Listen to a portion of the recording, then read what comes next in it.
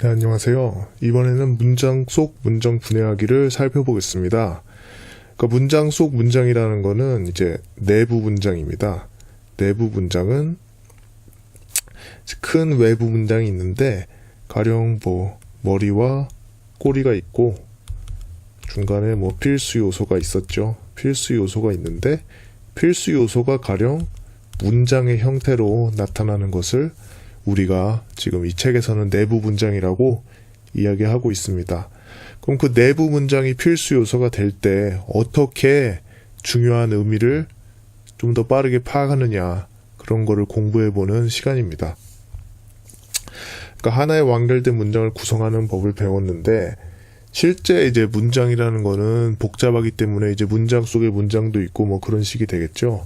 그래서 이제 머리, 필수 요소, 꼬리 위에서 살펴본 것과 같은 그런 구조에서 어떤 한 요소, 꼭 필수 요소가 아니더라도 머리가 문장이라든지 그렇게 나타나는 것이죠. 어떤 한 요소가 긴 문장 형태로 제시될 때 어떻게 해야 되느냐. 사례를 통해서 살펴봅시다. 이제 생각하였다. 누가 생각했냐? 헤겔이 생각하였다. 어떻게 생각했냐?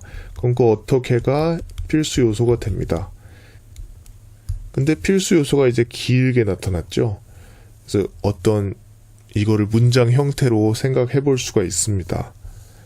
아래를 보시면은 헤겔은 생각하였다. 이 부분이 외부 문장의 머리와 꼬리죠.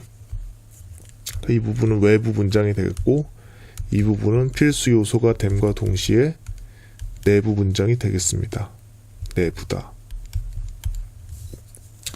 국가는 민고 문제나 계급 갈등과 같은 사회 문제를 해결할 최종 주체이다. 헤겔은 생각하였다. 뭐를 생각했냐? 이렇다고 문장 2와 같다고 생각했다. 그러니까 여기서 중요한 거는 헤겔은 생각하였다 보다도 사실 문장 2에서 어떻게 무엇이 가장 중요한 요소인가를 빨리 파악하는 게 더 중요하다고 하겠습니다. 근데 그 안에 있는 것도 문장의 형태이기 때문에 이 문장을 또 이제 우리가 문장 독해를 하듯이 또 볼 수가 있죠. 최종 주체이다. 물론 이다, 이런 게 꼴이다라고 이렇게 볼 수도 있지만은 이다 이러면 아무 의미가 없잖아요. 그래서 최종 주체이다. 국가는 최종 주체이다. 국가는 최종 주체이다. 이거는 이제 불완전하잖아요. 뭐를 할 최종 주체이냐? 사회 문제를 해결할 최종 주체이다. 이 부분이 중요하겠죠. 사회 문제를 해결할 최종 주체이다. 헤겔이 어떻게 생각했냐? 국가는 최종 주체이다. 무슨 최종 주체냐? 사회 문제를 해결할. 그럼 좀 더 머리에 좀 잘 다가오죠. 이런 점을 통해서 이제 문장 속의 문장을 볼 때 어떤 부분에 우리가 주목을 해야 되느냐, 이런 걸 좀 더 살펴봐야 된다 하겠습니다. 즉 같은 내용이고요. 정리를 하면은 내부 문장은 중요한 부분과 중요하지 않은 부분으로 구분하며 독해해야 된다. 결국 외부 문장이 있고 그 안에 어떤 요소, 필수 요소라든지 때로는 머리가 문장의 형태로 나타날 때가 있습니다. 이 문장을 잘 또 문장 독해 방식으로 중요한 부분과 중요하지 않은 부분 구분하면서 읽어야 됩니다. 그래서 중요한 부분을 중요하게 봐야 된다. 그런 능력을 기르는 것이 우리가 이 책에서 배우고자 하는 요소입니다. 독해 팁을 보시면은 문장 속 필수 요소 자체가 하나의 문장인 경우 이를 전체로, 그러니까 어떤 한 덩어리네 이렇게 받아들이는 게 아니라 그 덩어리를 이렇게 나눠서 어떤 부분이 중요하다. 국가는 최종 주체이다. 사회 문제를 해결할. 이런 식으로 나눠서 또 보는 것입니다. 이게 필수 요소다 해가지고 하나로 받아들이는 것이 아니라 그 안에서 중요한 부분을 이제 살펴봐야 된다.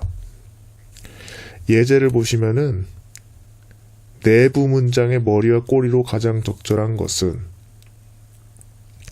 외부 문장을 그럼 먼저 봐야 되겠죠. 증명되었다. 뭐가 증명되었냐? 이런 사실이 증명되었다. 여기서는 이 머리가 외부 문장의 머리가 문장의 형태로 제시되고 있습니다. 그럼 그런 문장의 형태로 제시된 부분에서 중요한 부분을 찾으려면은 또 문장 분석의 형태로 살펴봐야 되겠죠? 그럼 내부 문장의 머리는 뭐냐? 나타난다. 꼬리가 나타난다. 뭐가 나타나냐? 어쩌고 요동의 통계적 분포가 나타난다. 그래서 이제 답은 2번, 4번이 되겠고, 이제 그런 부분을 우리가 주목할 수 있어야 되겠습니다. 아래 예제 실전 부분은 여러분이 스스로 풀어보시고요. 그 다음 강의에서 뵙도록 하겠습니다. 감사합니다.